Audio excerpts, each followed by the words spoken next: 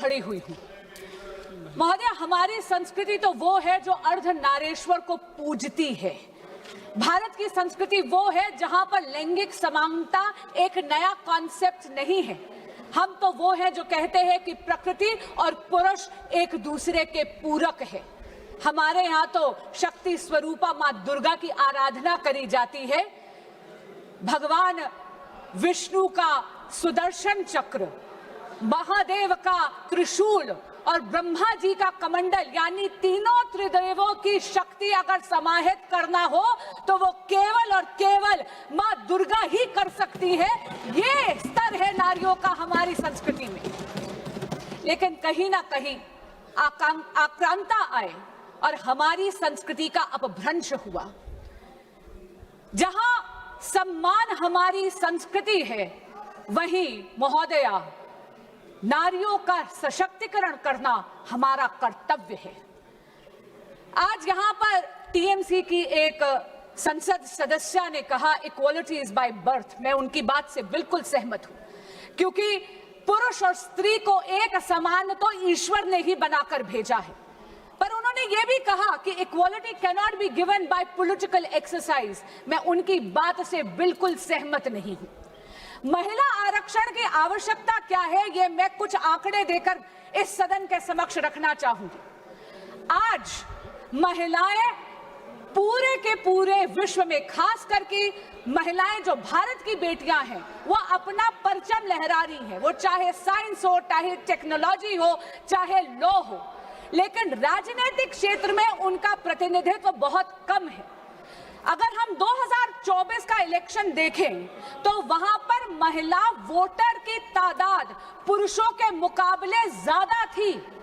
लेकिन मैं पूछना चाहती हूं विपक्ष के उन साथियों से जो आज इस संशोधन का समर्थन नहीं कर रहे, क्या बात आप महिलाओं की भूमिका केवल मतदाता तक ही रखना चाहते हैं क्या? आज इस सदन में महिलाओं का प्रतिनिधित्व केवल 13.6% है। अगर हम विधानसभा में जाएं तो वहां पर महिलाओं का प्रतिनिधित्व 10% से भी कम है। और अगर हम ग्लोबल परसेंटेजेस देखें महोदया, तो वहां पर 27.6% है।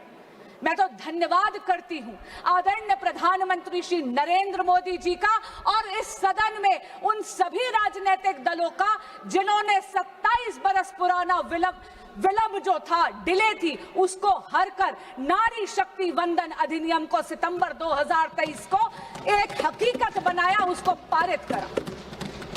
पर महोदया, मुझे अचंबा है कि मेरे विपक्ष के साथी जिन्होंने सर्वसम्मति से नारी शक्ति वंदन अधिनियम पारित तो कर दिया, उसे कानून तो बना दिया, आज वो इसे 2029 में लागू करने के लिए अपना समर्थन क्यों नहीं दे रहे हैं? वो क्यों अपने हाथ खींच रहे हैं? कल मैंने एक वीडियो देखी जो माननीय नेता प्रतिपक्ष ने जारी करी थी। मैं आपके माध्यम से उनको कहना चाहती हूं, ये जो संशोधन आया है, ये वचन पूर्ति के लिए आया है। इस पूरे सदन ने प्रधानमंत्री श्री नरेंद्र मोदी जी की प्रेरणा से, इस देश की मातृ शक्ति से ये वचन करा था कि हम इस कानून को 2029 से ही लागू कर देंगे। मैं पूछना चाहती हूं माननीय नेता प्रतिपक्ष से, वो कहते हैं this is a power grabbing move. मैंने याद कराना चाहती हूँ, पावर ग्रैब का मुद्दा नहीं, ये पावर बैलेंस का विषय है। ये हक चोरी का विषय नहीं, हक के हिसाब का विषय है। और महोदया, बहुत विनम्रता से कहना चाहूंगी कि इस सदन को, इस देश की मातृशक्ति को उसके हक का हिसाब देना पड़ेगा। दल और राजनीतिक स्वार्थ से ऊपर उठकर, विचारधारा की भिन्नता से ऊपर उठकर, इस सदन की जिम्मेदारी है कि हम इस संशोधन को सर्वसम्मति से पारित करें। विपक्ष के कुछ साथियों ने कुछ ऐसे क्रिटिसिज्म्स रखे हैं, कुछ ऐसे कटाक्ष रखे हैं, जिन्हें मैं यहां बहुत विनम्रता से उनका जवाब देना चाहूंगी, उन संशयों का। और ये आग्रह करना चाहूंगी कि आपके संशय डिबेट तक सीमित रहे, वोट तक उन पर उनकी परछाई मत पड़ने दीजिएगा। माननीय उपनेता सदन ने कहा कि हम आरक्षण के पक्ष में नहीं हैं। मैं उन्हें याद कराना चाहती हूं कि 40 बरस से इस देश की बेटियां प्रतीक्षा कर रही थी नारी शक्ति अधिनियम लागू हो, महिला आरक्षण लागू हो। ये नरेंद्र मोदी सरकार है जो सर्वसम्मति से इसको पारित कर कानून बना पाई सितंबर 2023 से। तो हमारी नीयत साफ है, हमारी नीति साफ है, ये तो परिलक्षित हमने सितंबर 2023 में ही कर दिया। मैं फिर पूछना चाहती, बार बार विपक्ष के कई साथियों ने कहा टाइमिंग की बात कही, यहां तक कि माननीय अखिलेश यादव जी ने कहा जल्दबाजी। मैं पूछना चाहती हूं कि 40 बरस की डिले के बाद भी आप जल्दबाजी का आरोप किस मुंह से लगा रहे हैं? और रही बात इलेक्शन की, महोदय, जब तक कि एक राष्ट्र एक चुनाव का रिफॉर्म इस देश में लागू नहीं हो जाएगा, हमारी पॉलिटी का नेचर ये है कि यहाँ तो चुनाव हमेशा रहते हैं। मैं आपको एक व्यक्तिगत अनुभव बताती हूँ। मुझे अभी 2 साल भी पूरे नहीं हुए एज अ सांसद, जून में 2 साल में कंप्लीट करूंगी, लेकिन बंगाल का चुनाव 7वां चुनाव है जिसमें योगदान करने का मुझे मौका मिल रहा है। इसलिए चुनाव तो यहां चलते रहेंगे, लेकिन चुनाव बहाना नहीं बन सकता हमारे देश की मातृशक्ति का हक मारने के लिए। अखिलेश जी ने विचार परिवार की भी बात करी। मैं शायद वो इस बात से अवगत नहीं है, क्योंकि मैं भी राष्ट्रीय सेविका समिति की ही एक कार्यकर्ता हूं। पिछले 90 वर्षों से राष्ट्रीय सेविका समिति संघ के साथ कदम से कदम मिलाकर इस देश की सेवा कर रही है। महोदया, एक भय, एक भ्रम बना दिया गया है डीलिमिटेशन को। मैं आपके माध्यम से ये बात स्पष्ट कर दूं हमारे विपक्ष के साथियों को, डीलिमिटेशन यानी परिसीमन भारतीय जनता पार्टी का प्रपंच नहीं है। It is not a conspiracy of the BJP, it's the constitutional mechanism. वही कॉन्स्टिट्यूशन, वही संविधान जो बाबा भीमराव अंबेडकर जी ने बनाया है, उन्हीं के रचित कॉन्स्टिट्यूशन में ही ये प्रावधान है, ये मैकेनिज्म है जहां पर डीलिमिटेशन अनिवार्य है। पर महोदया, मैं बहुत विनम्रता से कहना चाहती हूं, नारी शक्ति वंदन अधिनियम को लागू करना मंजिल है, परिसीमन केवल और केवल राह है। आप राह और मंजिल में कंफ्यूज मत होइए। Please do not confuse the road and the destination. Delimitation is only the road, it is Nari Shakti Vandan Adhiniyam, the women reservation which is the destination, and it is high time that we complete that journey to that destination.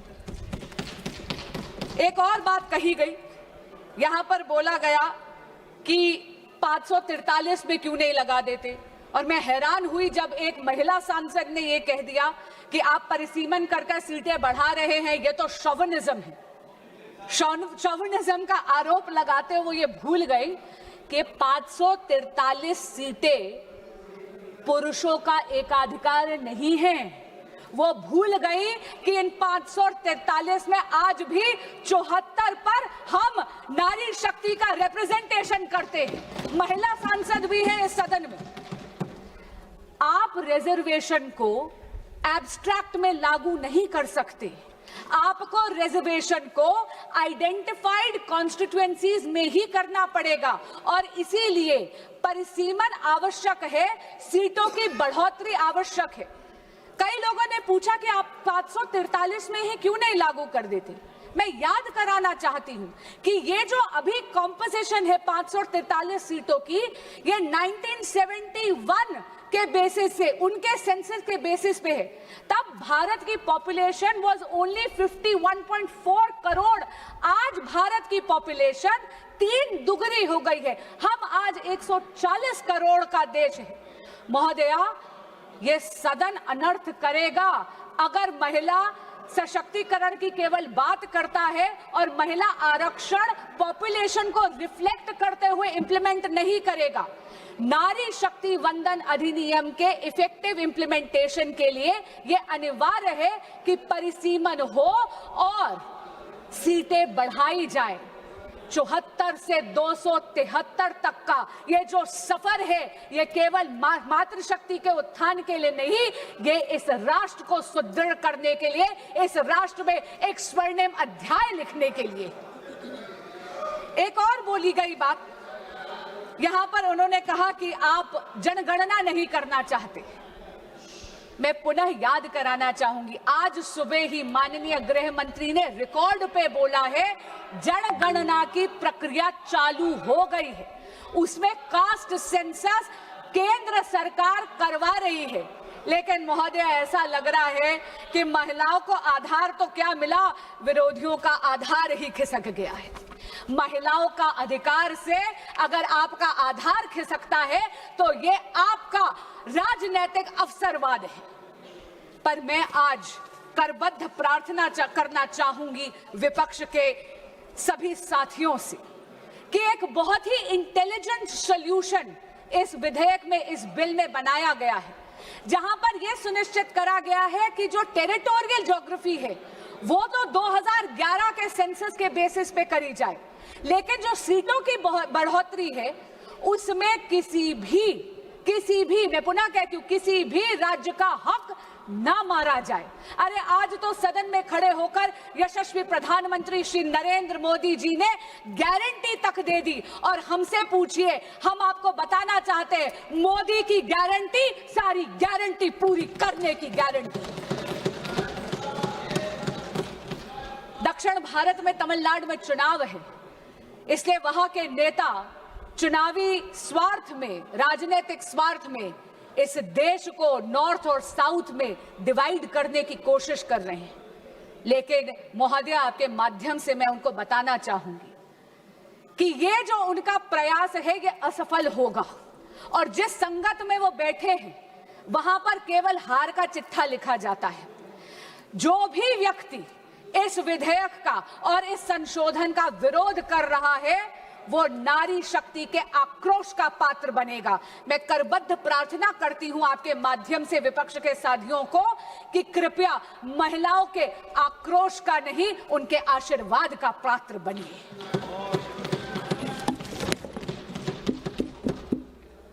अंत में मैं ये कहना चाहूंगी, फूल नहीं चिंगारी है, फूल नहीं चिंगारी है, ये भारत की नारी है, इनके अधिकार की बारी है। वचन पूर्ति के इस क्षण में पारित करना सदन की जिम्मेदारी है। बहुत बहुत धन्यवाद।